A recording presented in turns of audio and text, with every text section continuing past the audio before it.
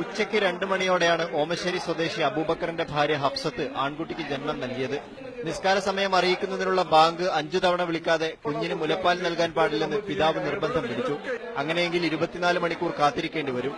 ഇത്രയും നേരം കുഞ്ഞിന് മുലപ്പാൽ നൽകാതിരിക്കുന്നത് കുട്ടിയുടെ ജീവൻ അപകടത്തിലാക്കുമെന്ന് ഡോക്ടർമാർ മുന്നറിയിപ്പ് നൽകിയെങ്കിലും പിതാവും ബന്ധുക്കളും വഴങ്ങിയില്ല. തുടർന്ന് പോലീസ് എത്തി അബൂബക്കറുമായി സംസാരിച്ചെങ്കിലും ഫലമുണ്ടായില്ല. ഇതൊക്കെ നമ്മൾ ചെയ്യുന്ന കാര്യങ്ങൾ ഇവരൊക്കെ ഇതിനൊക്കെ ആൾക്കാരാണ്.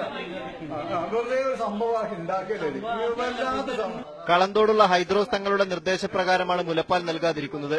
പകരം കുഞ്ഞിന് തേനും വെള്ളവും നൽകുന്നുണ്ടെന്നും തന്റെ മൂത്ത മകനും മുലപ്പാൽ നൽകിയിട്ടില്ലെന്നുമാണ് അബൂബക്കറിന്റെ ന്യായീകരണം.